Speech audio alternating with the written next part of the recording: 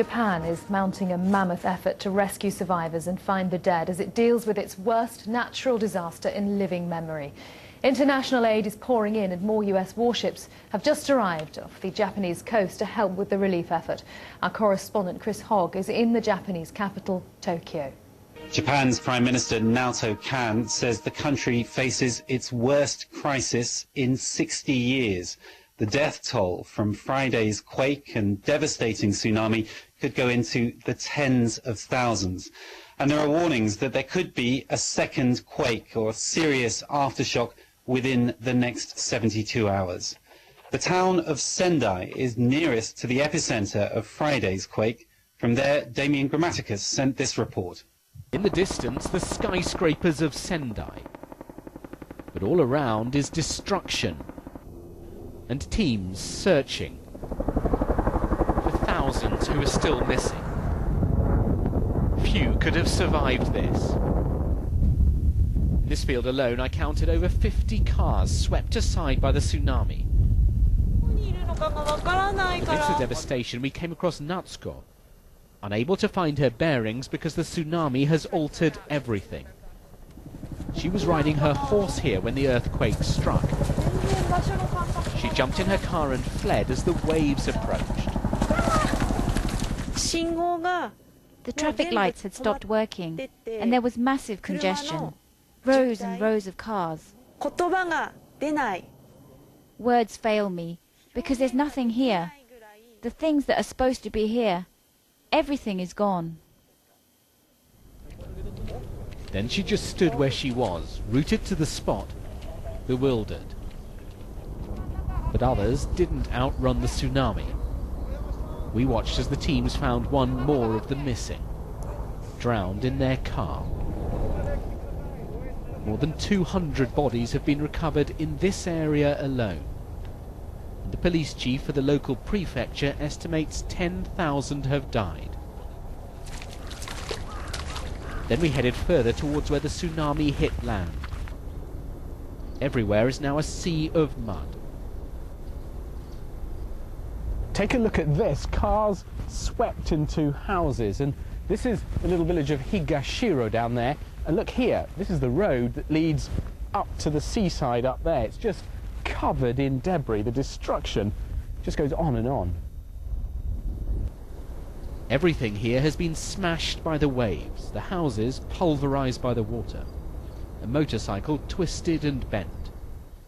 And in the abandoned homes, the faces of those who once lived here, stained by the waters which filled everything. The old man told us that the faster people ran, the more chance they had of surviving. 30 people are missing, he said. He doesn't know if they're dead. But watch, and it's hard to believe many outran this.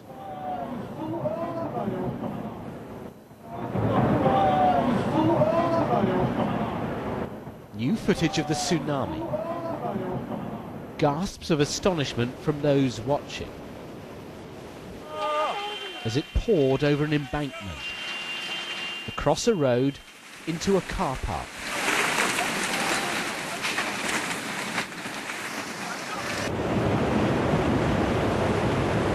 Boats are carried away, and people look on as they're crushed. See it and you understand why so much has been destroyed.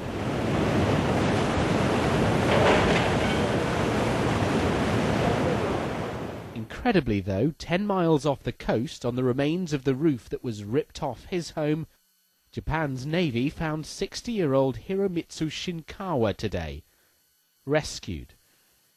But his wife was swept away. Over 3,000 stranded people have been rescued, including this group of children, buried to safety by Japanese troops. This evening, the recovery teams had to pull back a couple of miles from the seashore. Another tsunami alert has just sounded. Every day there are more new earth tremors, aftershocks. The natural order of things has been shaken here, and nobody knows when it'll settle down again. Damien Grammaticus, BBC News, Sendai. Now, the rescue and relief operation isn't the only challenge that the Japanese government faces. The country's nuclear experts are working at the Fukushima nuclear plant to try to contain a second reactor there. An explosion in the first reactor there on Saturday caused some damage, and they've been trying to cool that second reactor, but without success. They've moved hundreds of thousands of people away from their homes in a wide area around that plant. They survived the quake. Now they're being checked for radiation.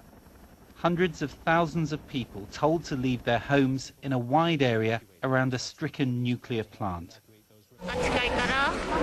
I'm due to give birth soon. I want to know exactly what's going on at the nuclear plant.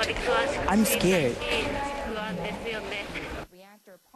They're struggling to make safe reactors damaged by the earthquake and the wall of water that swept through the complex in Fukushima.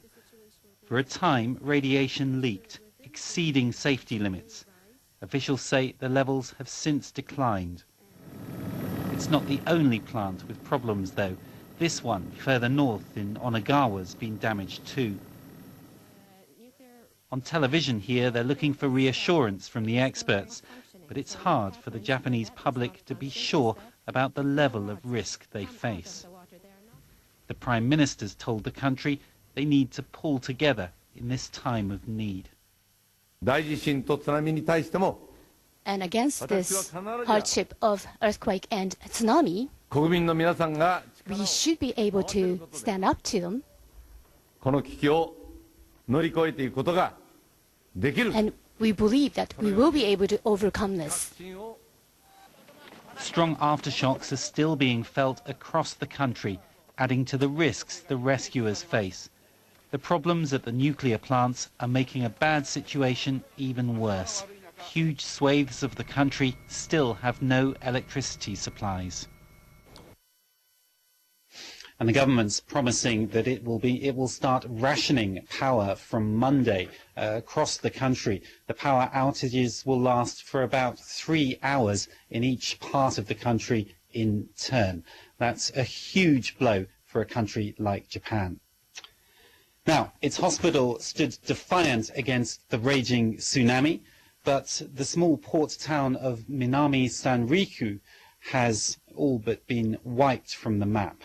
More than half its 17.5 population is now unaccounted for, and it's feared that they are dead. Alistair Leithhead is the first television journalist to reach the town. He's just sent this report. From the air, it just looked unreal, but close up, the true impact the wave had here on homes, shops, whole neighborhoods is overwhelming. For mile after mile, the tsunami flattened everything, throwing cars aside, pulverizing houses, and dragging the debris far inland. 10,000 people are still unaccounted for here. More than half the town is missing. The roads are only now being cleared, and the phone lines are down, so they may not all be dead, but those who didn't escape would not have survived. This family did make it out in time. They came back today and were shocked by the damage. I was in the car with my daughter when everything began to shake violently, she told me. We rushed back to the house, grabbed a few bags. They then drove up and out of town just before the tsunami struck. This is just one small cove, one tiny inlet that we've been able to get to along this vast length of coastline that was struck by the tsunami. And you can get a sense of the power of the wave that surged up this area, crushing this car as if slamming it into a wall. Another one on its roof, and buildings picked up and dragged by the power of the water up the valley. This is the impact in this small area alone. Imagine this many, many times over, and in houses where people are living, and you get a sense of just how much Japan has to deal with. Tonight, hundreds of those who made it to safety were sheltering in a local school sports hall. Their homes and possessions lost, nowhere to go. They both read and told more stories of lucky escapes. I watched everything. The wave came in and I saw it hit the concrete breakwater. It was just flicked aside and the water rushed inland. The houses were washed away and the wave almost reached us, high above the village. Japan is prepared for earthquakes and even tsunamis. Their evacuation plans no doubt saved lives. But this was just so big, so powerful and so devastating, the number of dead will just continue to rise. Alistair Leathed, BBC News, Minami Sanriku Village, Japan. Now, such is the difficulty of getting to remote areas like that. The Japanese government has decided it needs more troops on the ground helping out with rescue and relief efforts. On Sunday, it announced it was doubling the deployment from 50,000 to 100,000 members of Japan's self-defense forces. Chris Hogg there in Tokyo. Well, you're watching BBC World News. Still to come, we take a closer look at the nuclear reactor faced with meltdown in Japan. NHK also has some tales of hope and tearful reunions. This is Miyako town of Iwate yesterday.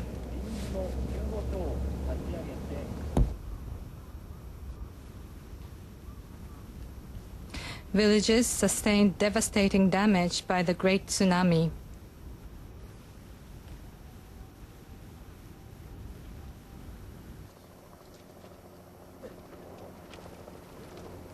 Roads were severed and residents were stranded.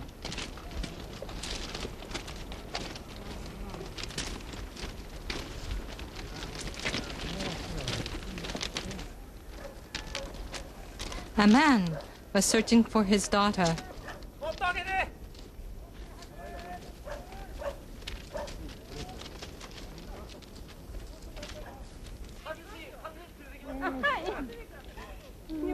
A man met his daughter. It was so good.